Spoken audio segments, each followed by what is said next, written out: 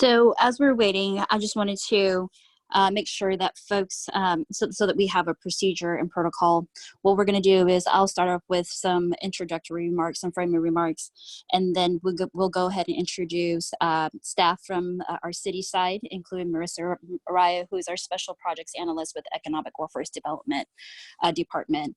And then from there, we'll give Marissa an opportunity to go ahead and present. And then I want to make sure that we have ample time for Q&A. I think the Q&A portion of it is extremely important. So I want to give ample time for Q&A for Marissa and her team as well. And if you have questions, definitely, if you are, just raise your hand. And if you don't know how to raise your hand, I think there's a chat part of it where you can also ask for me to allow you to speak, but definitely we're going to be utilizing the raise your hand portion of it too, so that you can ask questions.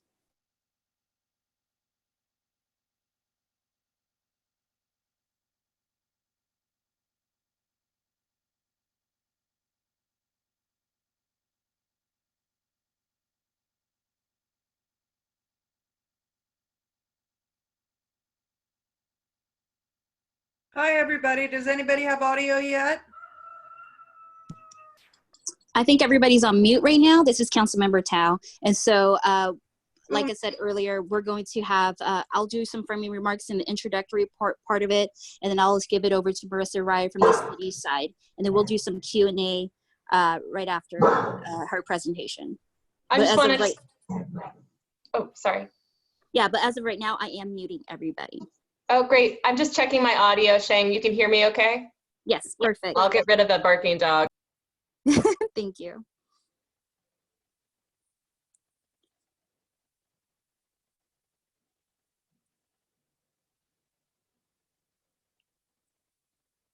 All right, so hi, Marissa.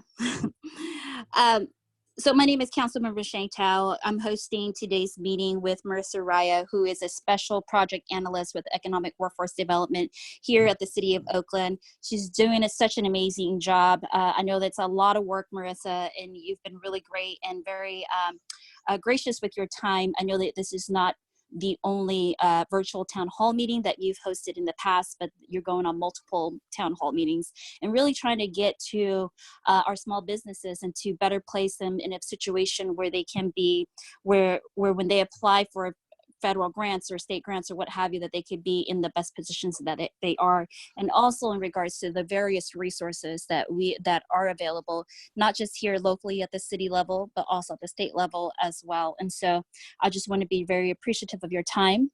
And also I want to say to all the small businesses that, you know, we know that you're suffering through all of this, and we want to be here to help you as much as we can through this process, through COVID-19, and to better assist you. If there are any further ideas that you may have that the city can start implementing, or you know, definitely reach out to my office. I'll put here in the chat, if my staff, Matt Napoli, can put out here on the chat room our email address, but I'll also say it. You can email us at district4, that's the number 4, at oaklandca.gov. Once again, it's district4, number 4, at oaklandca.gov. Any sort of concerns or ideas or what have you, you know, we're here to support everybody through this crazy time. And, you know, I'm really big on small businesses. I know small businesses are the backbone of our city. And so want to do as much as we can to, you know, to support and to make sure that our small businesses don't shutter during this process. And so the next step is that I'm going to hand this over to Marissa Raya. Marissa, you'll do a presentation. And then from that point, I think it's critical that we get as many questions answered as possible. I am recording this. And so if there's a need for us to go back and, you know, really hone in on like the questions and the answer and do a Q&A and then send it out to folks on this list, we can also do that too. Marissa? Okay, thank you, Councilmember Thao, and thanks everyone for being here. And I want to, you know, I appreciate the things for me, but it's been really important to be able to work with our council members to support businesses in each member's district, and also the business organizations. I see Montclair Village here and the BID, and I see Randolph Bell and the RBA Creative. Those folks have just been incredibly important linchpins. So thanks for helping to support the small business community. This is just getting to be a really difficult and challenging time week by week in shelter in place.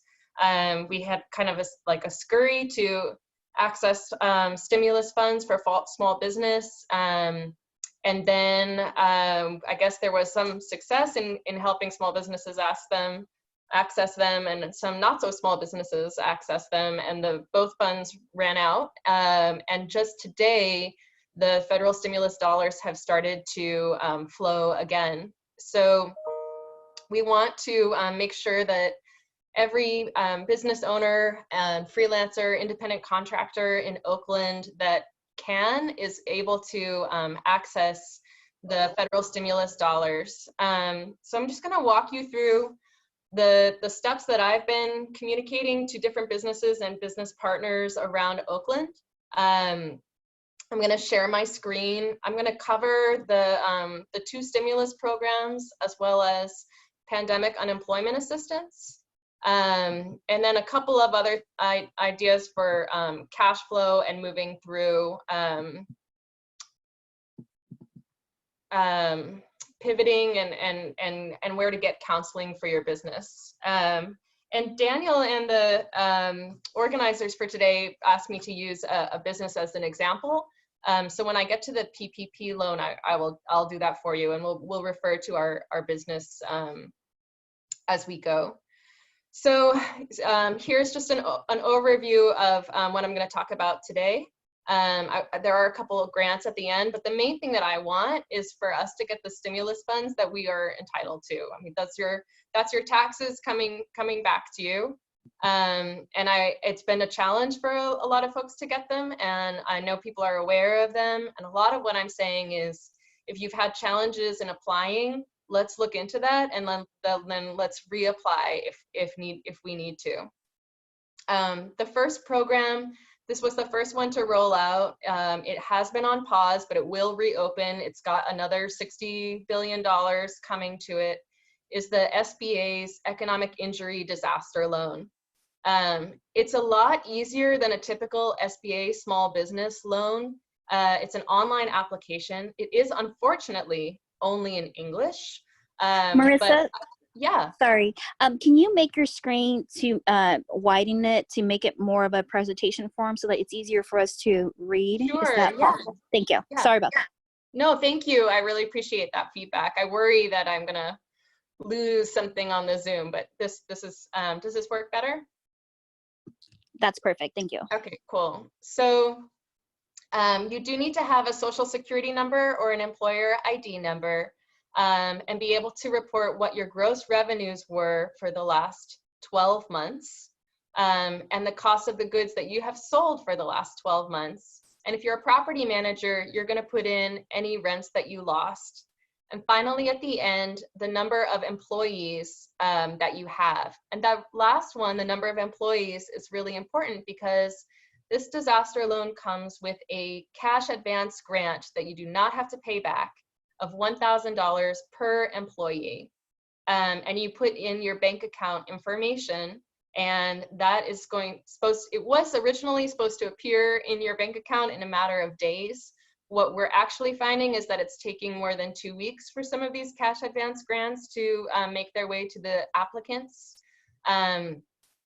But it is $1,000 per employee up to $10,000. That's economic injury disaster loan. The rest of the loan is a 3.75% interest loan.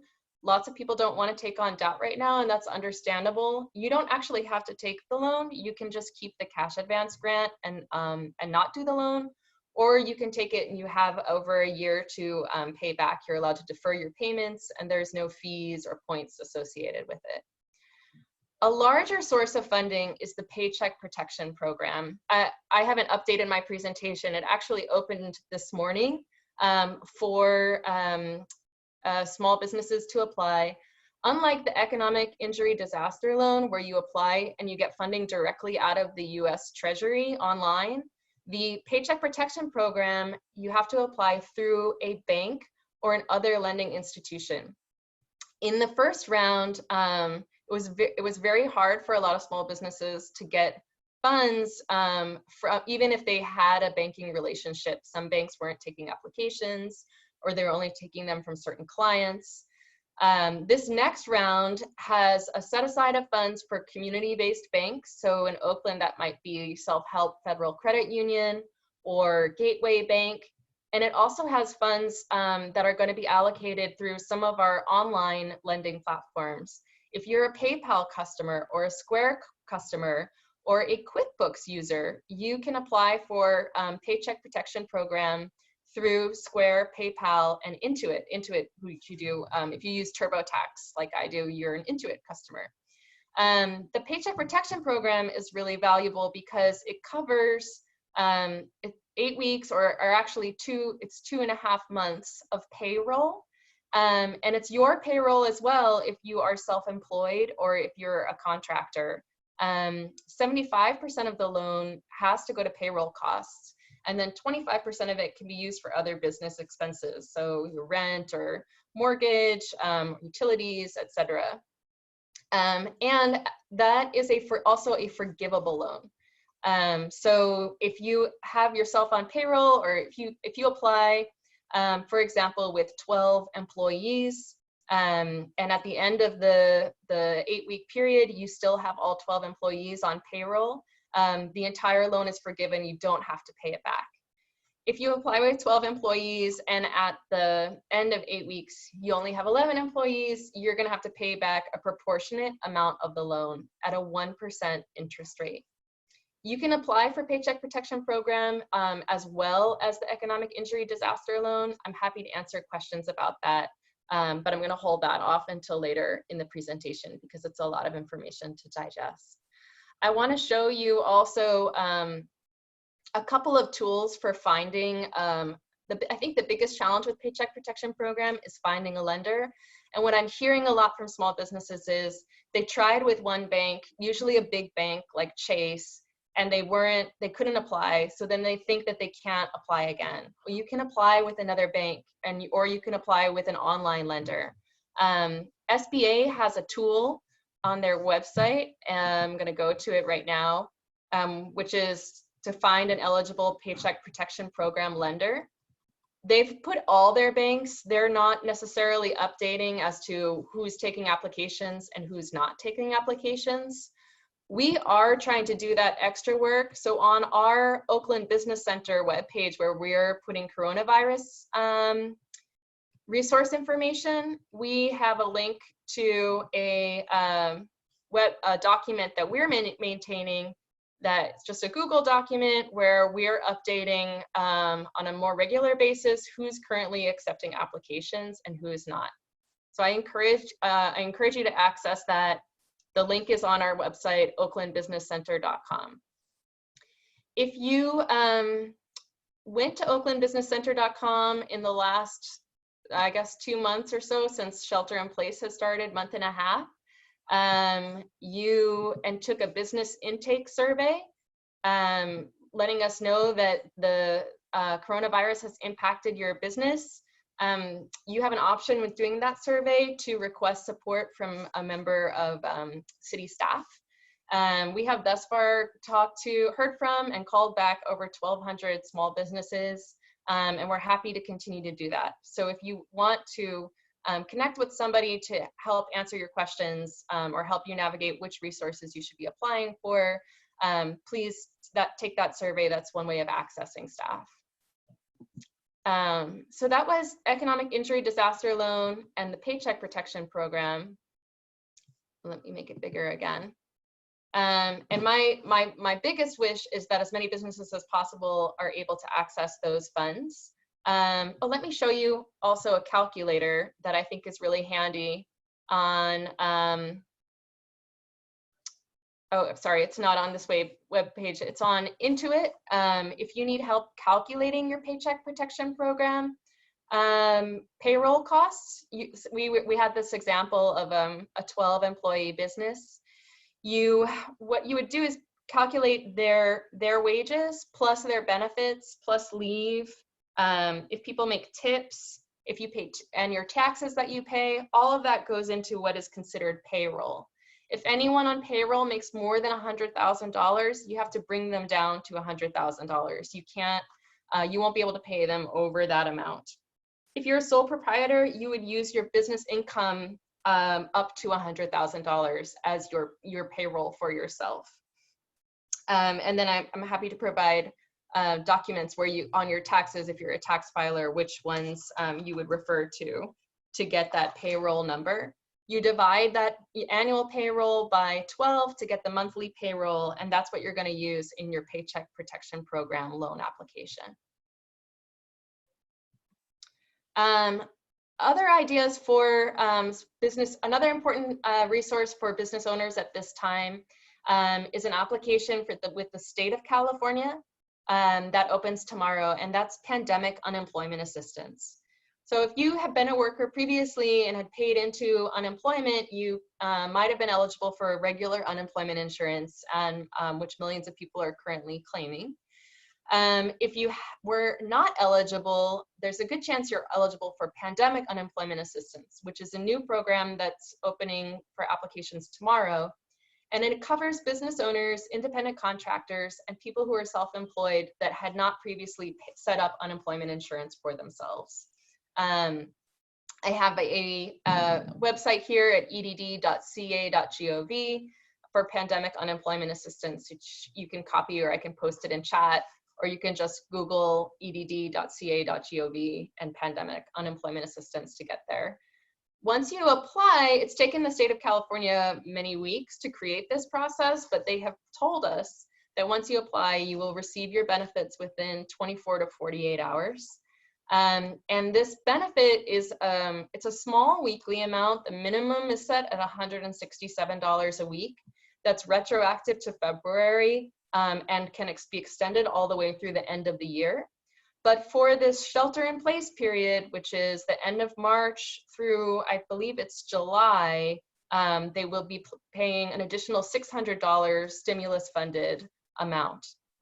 So if you are not eligible for the Paycheck Protection Program, or the you can instead opt, or you might make more funds, you might make more money by applying for pandemic unemployment assistance. You have that option of doing either. You could do both, but you have to be careful not to collect unemployment for the weeks that you are paying yourself through the the payroll protection program. So you may want to do PPP application first, make it through that 8-week time period, and then you'll have pandemic unemployment assistance available to you. Other ideas for managing cash flow right now, and we have more details about all of these at our oaklandbusinesscenter.com. You are able to defer a lot of business payments at the moment. So utility companies, you can contact them about deferring utility payments. Same thing with insurance premiums. The state insurance commissioner, Ricardo Lara, asked the insurance companies to take deferrals on payments right now. And the state of California has offered deferrals on payroll and sales tax. Again, if you're applying for a PPP loan and you're successful at getting it, you should pay those taxes because that's part of what the loan covers. But if not, you have that option of deferring payroll and sales tax with the state of California. And I also recommend talking, if you haven't already, I'm sure many of you have, talk with your accountant about how to claim the business loss, because part of the stimulus legislation at the federal level was allowing business owners to deduct losses from more previous years than is normally allowed under tax law. And you can assess which, in which year, if you haven't filed your taxes yet, you may want to for a refund, and you may be able to collect, you may be able to claim a larger loss and get some of your refund back from previous years by extending that loss back. Finally, I want to talk about a couple of grant opportunities that are substantial ones. We have resources on oaklandbusinesscenter.com for many smaller grant programs, but two big ones right now are the Facebook Small Business Boost. And this town hall is really timely, not just because the Paycheck Protection Program opened up this morning, but also because LISC, Local Initiative Support Corporation, which does a lot of work with community development and business development, has a grant application, and their deadline is tomorrow. I'm gonna get the web page for that, and I'm gonna post it in the chat box so you can link to it. And then I'm gonna switch back over to my video screen so that I can see everyone. And pause there for discussion and questions. Thank you, Marissa. There's multiple various questions in the chat room. How about, and if folks have any questions, please raise your hand too. And so the first question is from Hannah. Marissa, can you actually see the chat questions? Yeah, now I can. I had to stop sharing my screen so I can start. Okay. Oh, PU, okay. Okay. Hi. So let's start with Hannah's question and move on down from there. Okay.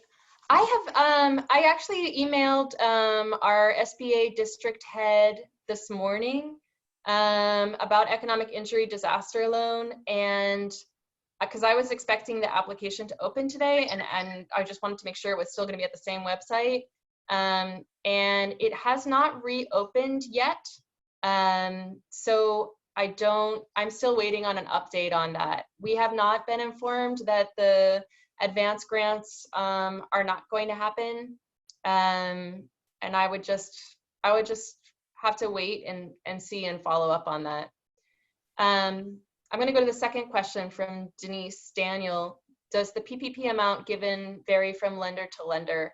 No. They have to all calculate it the same way, I believe. And it's based on, Intuit has a nice loan calculator that you can use, even if you're not going to apply through them, where it helps you figure out like how to calculate the payroll, which employees to count.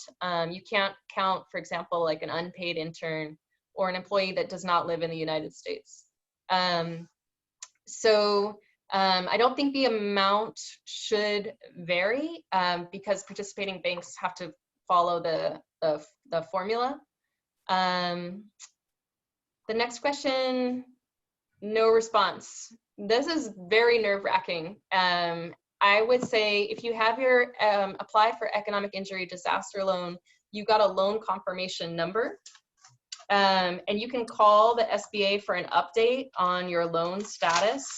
I have called their customer service line, and I was impressed that I got to talk to somebody within 5 minutes of being on the line, even though with the high volume of conversations during a national small business crisis that we're in right now.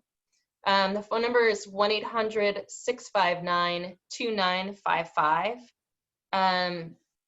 I also can recommend a couple of local participating groups that support SBA applications. One is A New America.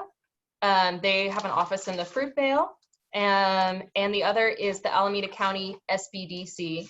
And I can share that information, their contact information, later in the call, or you're welcome to look them up.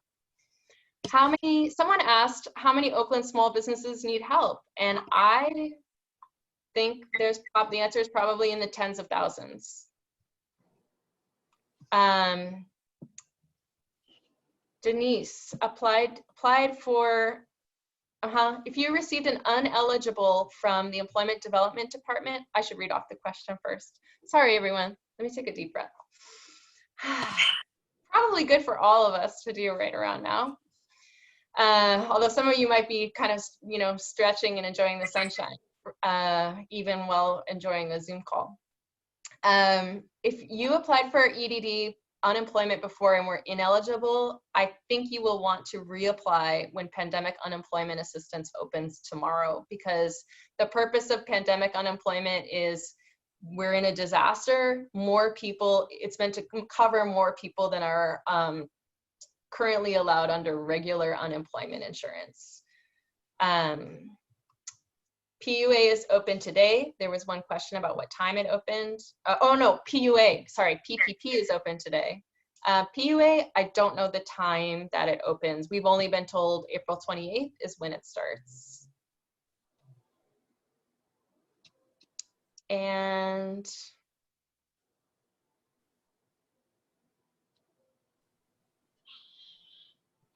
I don't.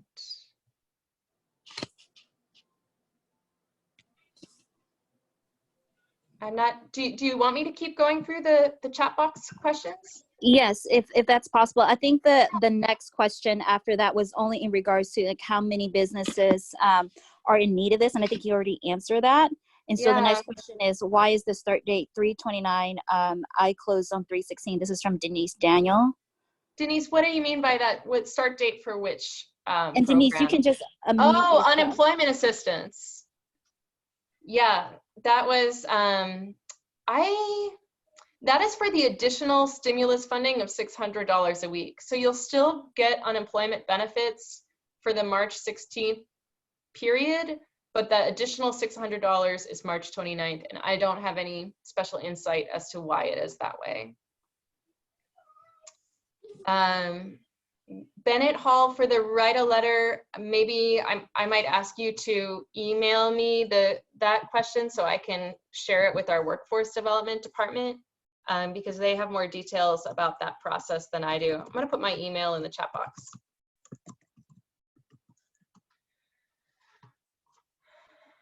Actually, I'm going to put my workforce development colleagues' email for EDD questions in the chat box.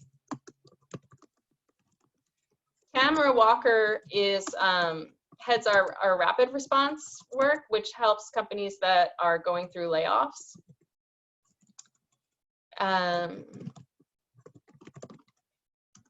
And I will say, I didn't say this before with PPP, but if you've already laid off your employees, you can use the Paycheck Protection Program to rehire them and get them back on payroll. Okay, scrolling back up. Marissa, I think you were at the hand 11, where it says Facebook. Yeah. And, yeah. How many other self-employed businesses in Oakland are cut off from aid? So to break this down a little bit, I would say there are probably at least 20 or 30,000 businesses in Oakland that are just a person who is self-employed. But you should not be cut off from aid. You are eligible for a PPP, Paycheck Protection Program, forgivable loan. And you are also eligible for pandemic unemployment assistance. The city had a grant program as well that we really pushed hard towards the very low income business owners. We were oversubscribed. We had 10 times as many people apply for funds as we had funds available. But we are still working to just take the information about the level of need in Oakland and fundraise for that. And that is funded through the Oakland Relief Fund. I meant to go get the website for everybody so you could check that out, and you can see where Oakland Relief Funds have gone to since we've started raising them over the last several weeks. Okay, now I'm on the payroll.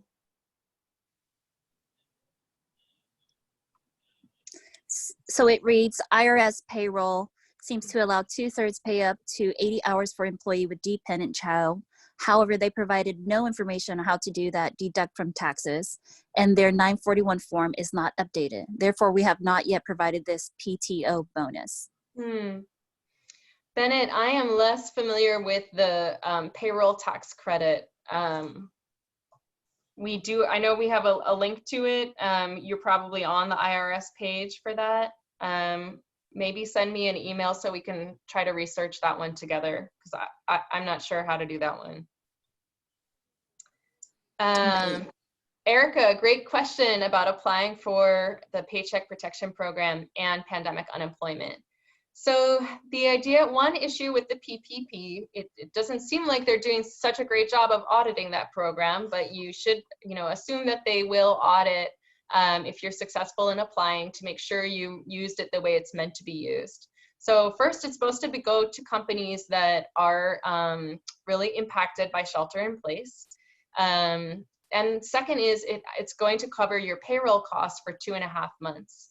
So if you're getting that PPP forgivable loan to cover your payroll costs, you shouldn't collect unemployment, and your employees should not be collecting unemployment for the same time. The bank could audit you and fine you if you were to do that. One way I think it's nice to have pandemic unemployment in your back pocket in case PPP, runs out of funds again, and there's a lag before the federal government puts more money into the program. So I do want everybody to know about it and have it as an option. Or Paycheck Protection Program, you use it for 2.5 months, and then God forbid, in July, you're not able to open your business again, whether because of shelter in place restrictions or because you're just totally depleted in resources. At that point, you would apply for pandemic unemployment to keep you covered until you're ready to get back off the ground again. I hope that helps as an explanation. If you're and if I could just add a nuance to that, you're also encouraged to apply for both the economic injury disaster loan when that reopens, and the Paycheck Protection Program. There's a way of consolidating the disaster loan into the Paycheck Protection Program. So if you applied already for the disaster loan and received funding, you'll note that on your application to the Paycheck Protection Program, the grant amount will be deducted from the loan you had received, and the rest of the loan, presuming that you used it to cover payroll costs, will get consolidated into your Paycheck Protection Program loan. That's a good thing because number one, it's forgivable, and number two, if you don't end up being able to forgive all of the loan because you lost some of your employees, you'll only have to pay a 1% interest rate on what you have to pay back. And then we have Jeanne Miller, who's raised her hand. And so go ahead and Jeanne, unmute yourself so you can ask your question. Thank you, Jen. Go ahead and unmute. I'm so happy to have someone else talk. And I don't know sign language, and you're still on mute. Yes. Miss Miller, you're still on mute. If you can unmute yourself. There he goes. Hello, Miss Miller. One thing that I've often done when I've had sound issues on Zoom is oh, there we go. You just did it. It looks like you might have unmuted yourself for a minute in the lower left-hand corner of your screen. Yeah. There he goes. We got it? Yes, we can hear you. Okay, thank you. My name is Jeannie Miller, and I own a beauty salon in Montclair Village. And I am a sole proprietor. However, I have independent contractors. So I'm not clear how they are and myself are to apply and which ones, because they're not employees. That's right. Contractors. Mm-hmm. And so I'm a little bit confused if we've fallen through the cracks or where and how to apply. You have not fallen through the cracks yet. You have an option. So with the Paycheck Protection Program, since they're not your employees, you can't count them as employees for your loan. You could only count yourself and anyone that you're paying directly on payroll at your beauty salon. But each of your contracted stylists can apply for their own PPP forgivable loan to cover their own costs. And if you, as their host, can help communicate that to them, I would personally be very grateful. That's something I've had this conversation with a lot of salon owners. Mm-hmm. It's really a common situation. So they can also apply for PPP and for the And if they use, if they take payments online, like via Square or PayPal, that is one, I think one of the simplest ways to apply for the program. It just helps to have somebody tell you that that's the legitimate federal stimulus funding, because folks who do use PayPal and Square get offered loan products all the time, and don't necessarily realize this is the stimulus dollars coming to them and not a high interest loan that they'll have to repay. Well, myself being the sole proprietor, and my people are not able to work at all and have any earnings, and they haven't for a month and a half. And they normally, as independent contractors, would be paying me, for space rented. How does that work? Are they responsible still for paying me? And I just don't know how that works. Yeah, thank you for bringing that up. The council passed a few weeks ago a commercial rent eviction moratorium, because we're aware at this time period that people cannot pay rent. Now, so ideally, you'd be able to defer your rent, or if you're paying mortgage on your space, you'd be able to contact your bank or the holder of your mortgage and arrange for a deferral of that payment. And you would also then be able to pass that on to those who pay you rent for their salon chairs. We can't, the eviction moratorium in Oakland, to my knowledge, doesn't extend to chairs, but that is our hope in how it would work out, because everyone is on hold right now and unable to make payments. Right. Well, I have spoken to my landlady. I have just begun my 18th year in that location. My people haven't been able to work, nor have I. We have been closed completely. But I have spoken to my landlady, and even though I can delay rent for 90 days, this is my understanding, at the end of the 90 days, I still owe it. Then do my people still owe me that money as well? And how could that be if we have no income coming in?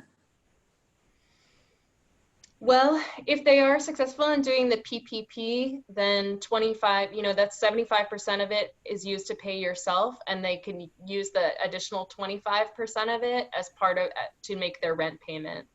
So that's one example. Okay. Yeah, thank you. Okay, and then for our next question, we'll go back to the chat. Just so that everybody knows, if you have further questions for Marissa Raya, her email is in the chat room, and it's also mraya, so it's MRAYA @oaklandca.gov. Marissa, the next question is, if you applied for EIDL weeks ago and got a confirmation, are we still in the queue for the new program? Also, I received a message from Square asking. So this question is from Randolph. So Randolph, you want to unmute yourself, and if you can better clarify the question, Mr. Bell. Sure, thanks. Yeah, I hit return too fast, so the rest of the question is a little later. So I applied for everything. I applied for unemployment early. I applied for EIDL, and then I just got a message from Square that they were accepting. Yeah. So we applied for EIDL. I got a confirmation. So I too called SBA and was absolutely amazed when somebody answered the phone. Absolutely. So what she said, because they had so many problems early, they had two different versions of the website that in the application that were kind of bunko before the last version. And she said that if you actually got a confirmation, then there's a good chance that your application was actually received. But because there is no portal for you to go in and check the status, I'm trying to figure out if I am still in the queue for that. And with the Square, I applied yesterday because they said the applications were open, even though, like you've said, that applications open tomorrow. I'm trying to figure out if I'm in the queue. Are they just accepting applications, or, and then I guess the last piece is unemployment. So somebody else that I know, one of our coworkers here, applied for unemployment, got the initial confirmation letter from them, but then later received a denial. I got the confirmation, but not the denial. So because it opens again, am I still in the queue because I have not gotten a denial, and am I still eligible for the new money from the late launch? I'm gonna start starting with the EIDL application, and that's great that you've covered all your bases with accessing funds.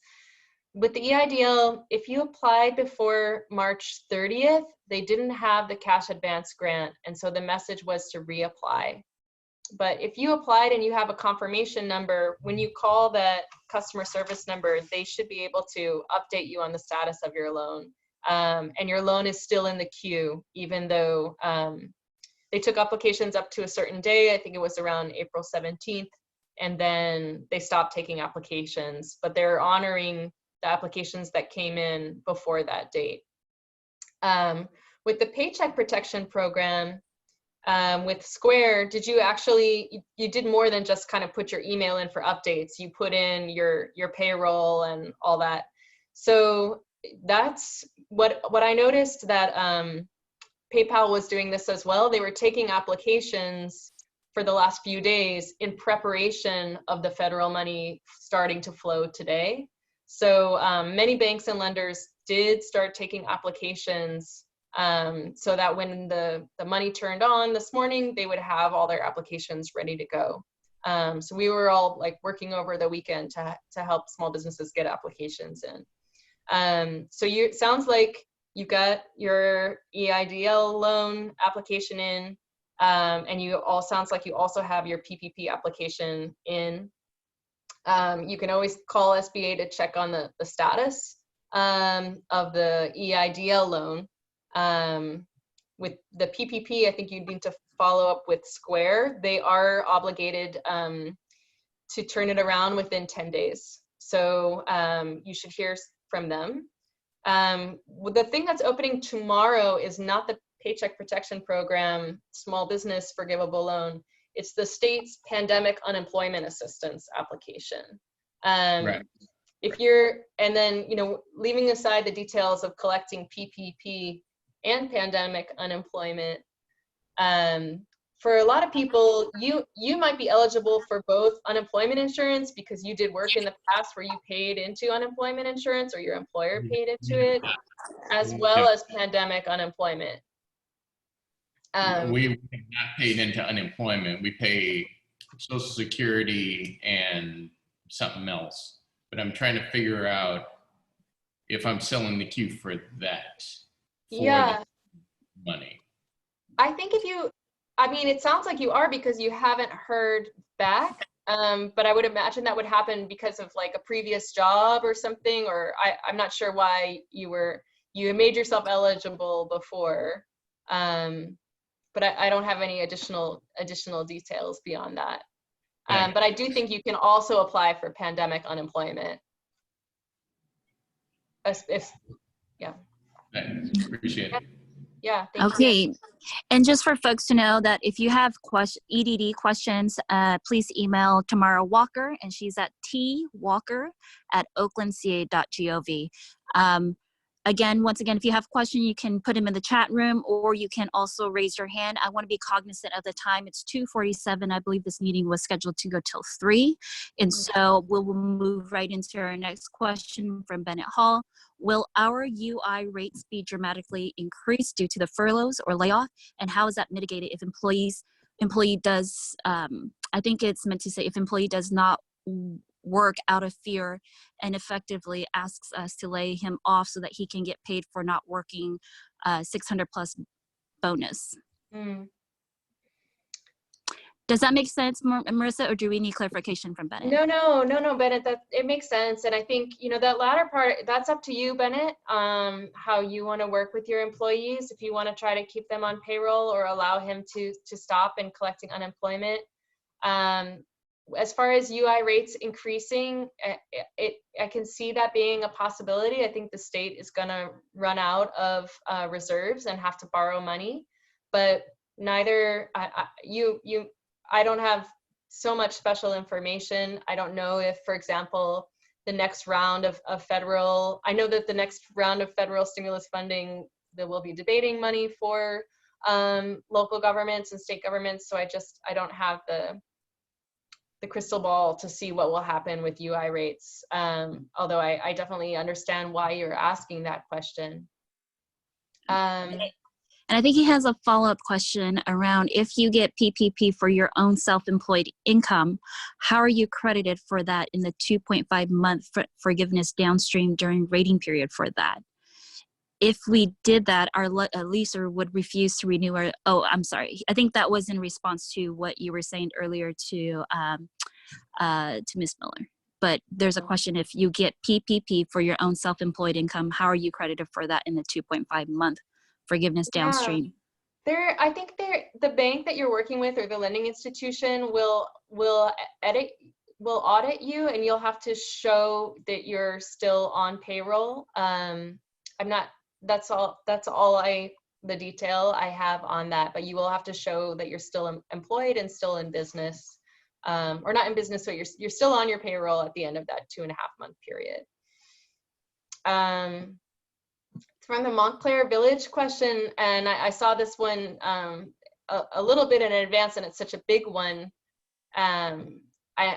The question is, what is the next step in opening businesses? Are there procedures that should be developed or supplies that a business should be looking to acquire in preparation for opening? I think we're just starting to get information about that, and governments are kind of shifting to thinking about reopening and what that will mean for different types of businesses. I do feel like a lot of the change in how a business operates is being left to the business to figure out what they need to do to maintain the safety of yourselves and your employees. I have been talking with a local organization actually called Pacific Community Ventures. They invest in small businesses, but they also have a mentoring network, which you can, if you want to talk to somebody about how to pivot your business for shelter in place and afterwards, I think that they are a good resource for that. I'm going to put the phone number in the chat box. And this is for free mentoring and advice on pivoting and reopening after shelter in place. And the website is businessadvising.org. So I think, yeah, we are interested in this question, but don't have all the answers. And maybe Councilmember Thao, you have more information to share. I think there will be some guidance on how to maintain social distancing, but I don't. Yeah. So the county public health department has just announced that this will be extended to the end of May, at least, and so they said that they will come out with, so they will lift, but not lift completely. There'll be some restrictions in regards to what can be done, but those have not come out yet. If you look in the chat room, I've just actually uploaded their press release, the link to their press release on here.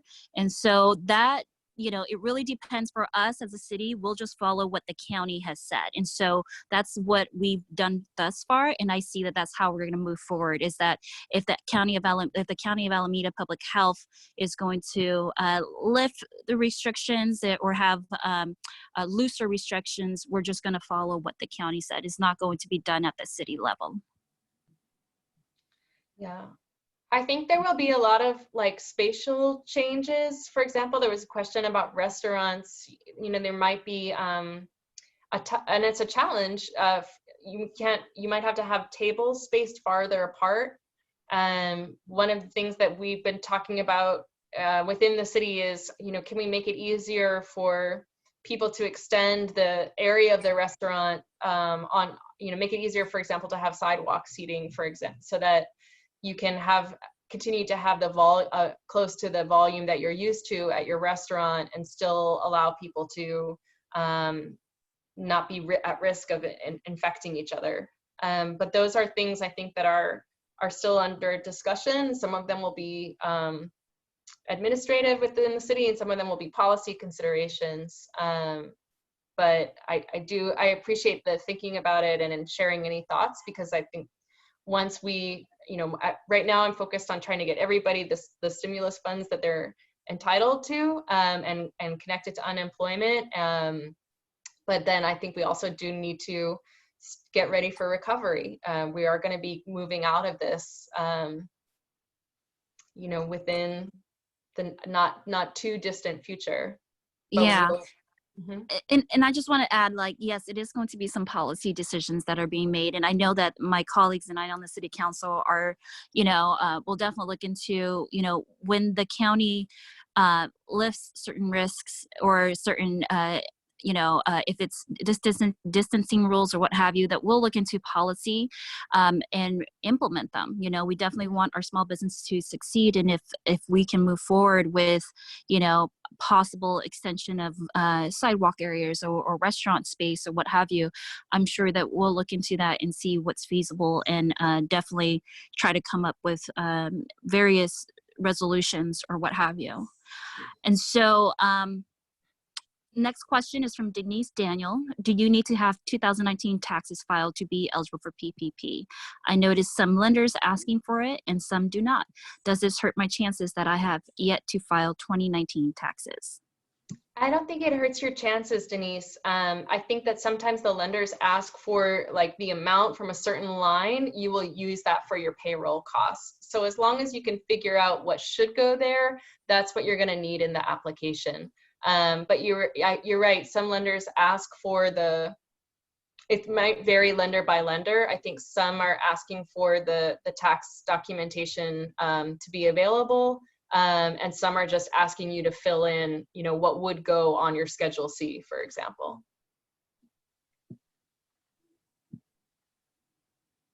But I even though there has been a deferral, I haven't paid my taxes yet because I've been pretty busy, and they did extend it to July. But it might actually be of benefit to get those taxes filed now while you're waiting to reopen, because of the refund and the ability to deduct your losses. Okay, let's see. I think we've answered some of these questions. Yeah. There's a suggestion from Bennett Hall, says governor needs to issue executive order to avoid sales tax on takeout food. Mr. Hall, this is something that my staff, Brandon Harami, and I can definitely give to our city lobbyist that lobbies at the state level. Let's see, it says press release states extension through May with no specific date. Do you have a more specific date? Unfortunately, right now, we do not have a specific date. We can work with the county, but like I said earlier, the city is really just depending on what the public health department from the county level and what they feel or see is necessary to make sure that we are being safe. Let's see. Okay. So if there are any other questions, I know that's 2:57. Please raise your hand right now so that we can get you in the queue and get your questions answered.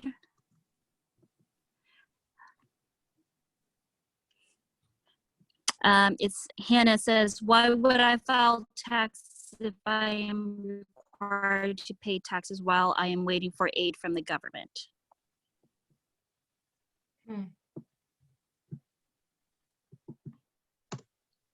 Aid that is delayed.